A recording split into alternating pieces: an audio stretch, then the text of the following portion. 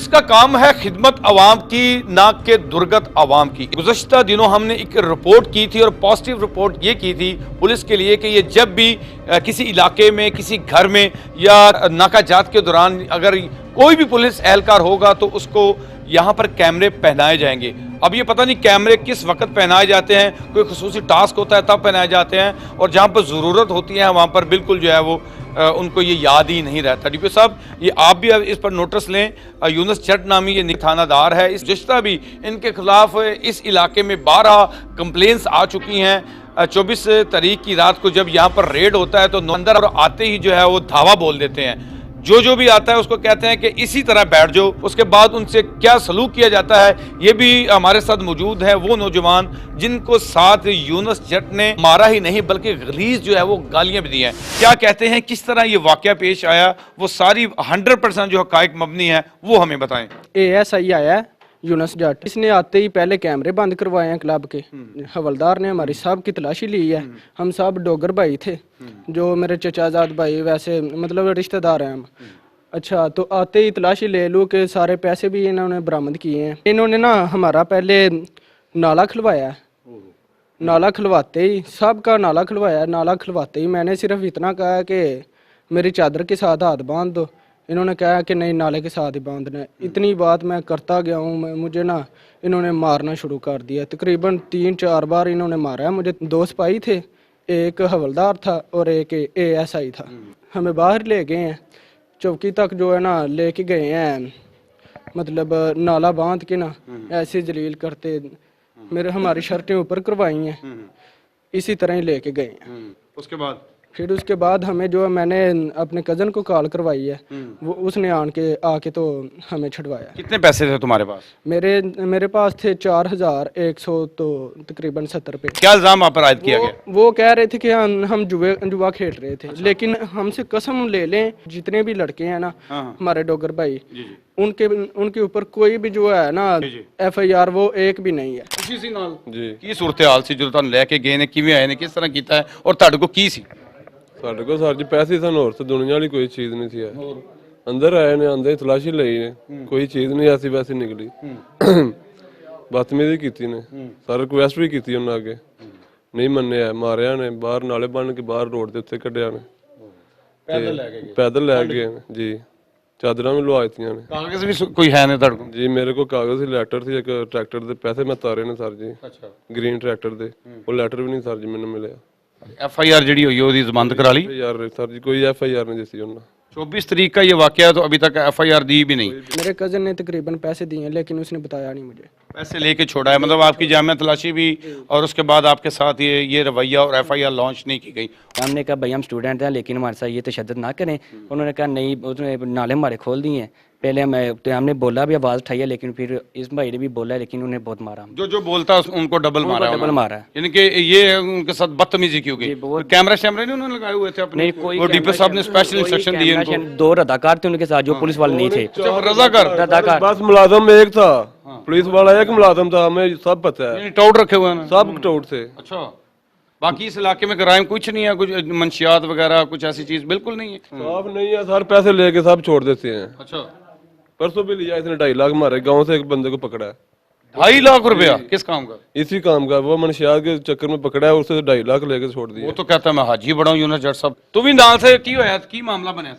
ਕੋਈ ਨਹੀਂ ਸਰ, ਅਸੀਂ ਖੇਡ ਰਹੇ ਸਾਂ ਤੇ ਮਤਲਬ ਕੋਈ ਜੂਆ ਵਗੈਰਾ ਨਹੀਂ ਖੇਡ ਰਹੇ, ਵੈਸੇ ਗੇਮ ਖੇਡ ਰਹੇ ਸਾਂ ਤੇ ਉਹਨਾਂ ਨੇ ਆ ਕੇ ਸਾਰਿਆਂ ਨੂੰ ਮਤਲਬ ਕਿ ਖੜਿਆ ਕਰਤਾ, ਲੈਦਾ ਲਾਈਨ ਚ ਲਾ ਛੜਿਆ ਉਹਨਾਂ ਨੇ, ਨਾਲੇ ਬੰਨ ਛੜੇ, ਖੋਲਾ ਕੇ ਬੰਨ ਛੜੇ, ਹੱਥ ਬੰਨ ਛੜੇ ਉਹਨਾਂ ਨੇ ਤੇ ਠੁੱਡੇ ਮਾਰੇ। ਮਤਲਬ ਕਿ ਇਹ ਭਾਈ ਨੇ ਕਿਹਾ ਕਿ ਮੇਰੇ ਨਾਲ ਇੰਝ ਕਰੋ, ਮਤਲਬ ਕਿ ਮੈਂ ਨਹੀਂ ਮਤਲਬ ਕਿ ਨਾਲਾ ਨਾ ਬਣੀਨਾ ਹੈ, ਤੇ ਉਹਨਾਂ ਨੇ ਫਿਰ ਮਾਰਿਆ ਭਾਈ ਨੂੰ, ਚਪੇੜਾ ਮਾਰੀਆਂ, ਠੁੱਡੇ ਵੀ ਮਾਰੇ ਨੇ। ਇੱਥੇ ਭਾਈ ਇਹ ਖਲੋਤਾ ਸੀ, ਉਹ ਵੀ ਮੇਰਾ ਰਿਸ਼ਤੇਦਾਰ ਸੀ। ਉਹਨਾਂ ਸਟਿੱਕ ਮਾਰੀ ਇੱਥੇ, ਉੱਥੋਂ ਹੀ ਇੰਜ ਸੱਟੀ। ਹਾਂਜੀ, ਇਹ ਸਟਿੱਕ ਉਹਨਾਂ ਮਾਰੀ ਇੱਥੇ, ਫਿਰ ਉਹਨਾਂ ਉੱਥੇ ਲੈਣ ਸੇ ਖਿਲਾਰਤਾ, ਖਿਲਾਰ ਕੇ ਉਹਨਾਂ ਨਾਲੇ ਖਿਲਾਏ ਸਾਡੇ। ਨਾਲੇ ਖਿਲਾ ਕੇ ਉਹਨਾਂ ਨੇ ਫਿਰ ਕਮੀਜ਼ਾਂ ਬੰਨੀਆਂ ਇੱਕ ਦੂਜੇ ਨਾਲ, ਕਮੀਜ਼ਾਂ ਬੰਨ ਕੇ ਫਿਰ ਸਾਨੂੰ ਲੈ ਕੇ ਗਏ ਨੇ ਬਾਹਰ। ਤੂੰ ਵੀ ਨਾਲ ਸੀ? ਕੀ ਗੱਲ ਹੋਈ? ਅਸੀਂ ਉਹ ਆਏ ਨੇ, ਉਹਨਾਂ ਆਣ ਕੇ ਕੈਮਰੇ ਬੰਦ ਕਰਾਏ ਨੇ। ਮੈਂ ਇੱਥੇ ਬੈਠਾ ਹੋਇਆ ਸਾਂ ਤੇ ਉਹਨਾਂ ਸਾਰਿਆਂ ਕੋਲੋਂ ਸਟਿੱਕਾਂ ਲਿਖਵਾ ਕੇ ਤੇ ਉਹਨਾਂ ਨੇ ਨਾ ਉਠਾਇਆ ਤੇ ਉਹਨਾਂ ਨੇ ਕਿਹਾ ਕਿ ਸਾਰਿਆਂ ਨੇ ਨਾ ਲਾਈਨ ਵਾਈਜ਼ ਤਲਾਸ਼ੀ ਲਈ ਜਾਏ। ਸਾਰਿਆਂ ਦੀ ਜਦੋਂ ਲਾਈਨ ਵਾਈਜ਼ ਤਲਾਸ਼ੀ ਲਈ ਜਾਈ ਇਹਨਾਂ ਕੋਈ ਚੀਜ਼ਾਂ ਨਿਕਲੀਆਂ ਨੇ। ਉਹਨਾਂ ਨੇ ਸਾਰਿਆਂ ਨੂੰ ਸਾਈਡ ਤੇ ਖਿਲਾਰ ਕੇ ਉਹਨਾਂ ਦੇ ਨਾ ਕਮੀਜ਼ਾਂ ਦੇ ਪੱਲੂ ਜਿਵੇਂ ਬੰਨ ਕੇ ਨਾ ਤੇ ਉਹਨਾਂ ਨੇ ਕਿਹਾ ਕਿ ਇਹਨਾਂ ਦੇ ਨਾ ਨਾਲੇ ਖੋਲ ਕੇ ਨਾ ਇਹਨਾਂ ਦੇ ਬੰਨ ਦਿਓ। ਜਦੋਂ ਨਾਲੇ ਉਹਨਾਂ ਖੋਲੇ ਨੇ ਤੇ ਭਾਈ ਬੋਲਿਆ ਉਹਨੇ ਕਿ ਯਾਰ ਸਾਡਾ ਨਾਲਾ ਨਾ ਖੋਲੋ, ਤੁਸੀਂ ਨਾ ਇੰਜ ਕਰੋ, ਸਾਨੂੰ ਨਾ ਚਾਦਰ ਨਾ ਬੰਨ ਲਓ। ਤੇ ਉਹਨਾਂ ਭਾਈ ਨੂੰ ਪਹਿਲੇ ਮੁੱਕੇ ਮਾਰੇ ਨੇ, ਫਿਰ ਉਸ ਤੋਂ ਬਾਅਦ ਠੁੱਡੇ ਮਾਰੇ ਤੇ ਫਿਰ ਸਟਿੱਕਾਂ ਨਾਲ ਭਾਈ ਨੂੰ ਮਾਰਿਆ। ਮਾਰਨ ਤੋਂ ਬਾਅਦ ਭਾਈ ਆਖਿਆ ਕਿ ਯਾਰ ਮੇਰੀ ਸਿਰਫ ਕਾਲ ਕਰਾ ਦਿਓ। ਉਹਨਾਂ ਕਾਲ ਤੋਂ ਵੀ ਭਾਈ ਨੂੰ ਸਟਿੱਕਾਂ ਨਾਲ ਫਿਰ ਦੁਬਾਰਾ ਮਾਰਿਆ। ਸਾਡੇ ਕੋਲ ਕੋਈ ਚੀਜ਼ ਬਰਾਮਦ ਵੀ ਨਹੀਂ ਹੋਈ ਹੈ, ਬਿਲਾ ਵਜ੍ਹਾ ਇਹਨਾਂ ਨੇ ਮਾਰਿਆ ਗਾਲੀ ਗਲੋਚ। ਇੱਥੇ ਤੋੜਦੇ ਲਗੇ ਨੇ ਸਾਨੂੰ ਚੌਂਕੀ ਤੱਕ, ਇੱਥੋਂ 2 ਕਿਲੋਮੀਟਰ ਹੈ। ਮੁਤਲਕਾ ਜਿਹੜਾ ਇਸ ਟਾਈਮ ਸਾਡੇ ਇੱਥੇ ਧੀਰ ਦੇ ਚੌਕੀ ਤੇ ਇੰਚਾਰਜ ਹੈਗਾ ASI, ਉਹ ਆਇਆ, ਉਹਨੇ ਆਣ ਕੇ ਸਾਨੂੰ ਸਾਰੇ ਦੋਸਤਾਂ ਨੂੰ ਇੱਥੋਂ ਲੈਣ ਦੇ ਵਿੱਚ ਲਾ ਕੇ ਬਦਤਮੀਜ਼ੀ ਕੀਤੀ ਹੈ। ਇਹਦਾ ਸਿਰਫ ਬੱਚੇ ਦਾ ਇਹ ਗੁਨਾਹ ਸੀ ਜੀ, ਸਰ ਜੀ ਤੁਸੀਂ ਨਾਲੇ ਨਾ ਬੰਨੋ, ਸਾਨੂੰ ਤੁਸੀਂ ਉਂਝ ਜਿੱਥੇ ਲਿਜਾਣਾ ਅਸੀਂ ਤੁਹਾਡੇ ਨਾਲ ਟੁਰ ਜਾਂਦੇ ਆ।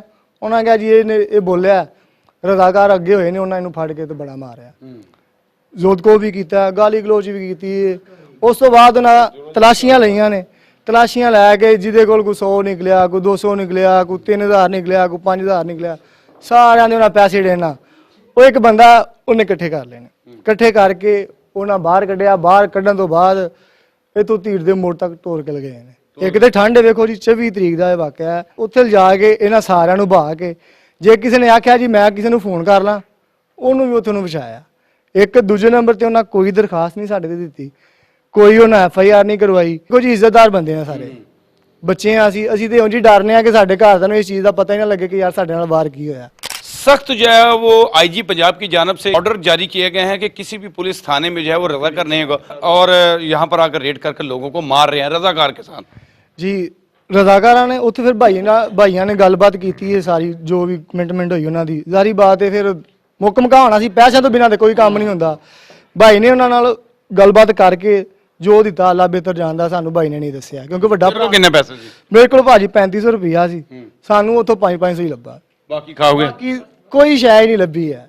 अगर DPO साहब अगर वो अपने राइड पे थे, अगर ये जुआ खेल रहे थे या कोई ऐसा गलत काम कर रहे थे जो बिल्कुल खिलाफ है, तो बिल्कुल पुलिस को उसके खिलाफ कार्रवाई करनी चाहिए।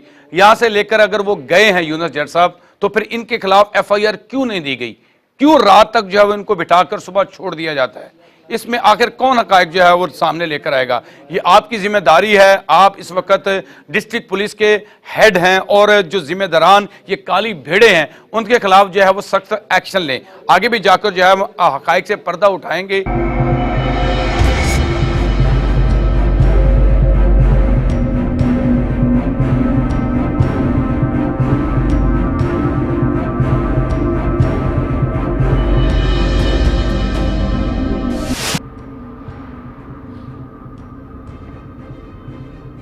जी यूनुस जट साहब को कॉल कर रहे हैं, रिंगिंग हो रही है, बेल बज रही है उनकी, लेकिन उठा नहीं रहे।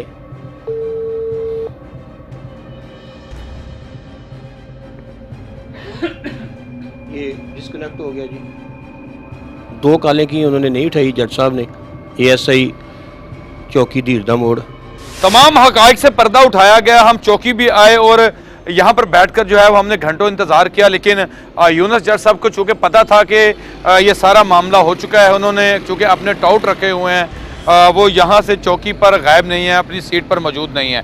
अगर इसी तरह का रवैया पुलिस अफसरान का आवाम के साथ रहा तो जो शेखुपुरा की पुलिस है उनकी भी जो है वो इस जैसे अफसरान की वजह से मुबैना तौर पर अगर उसने ये सब किया है तो वो बदनामी होगी। इस पर जो है वो DPO साहब नोटिस लें और जो आला हुक्मरान है उनके खिलाफ कार्रवाई करके इनके खिलाफ सख्त से सख्त जो है वो एक्शन लिया जाए। मेरे समेत मेरी पूरी यू पंजाब की टीम को इजाज़त दीजिए। इंशाल्लाह अगले प्रोग्राम में आपसे फिर मुलाकात होगी। शुक्रिया।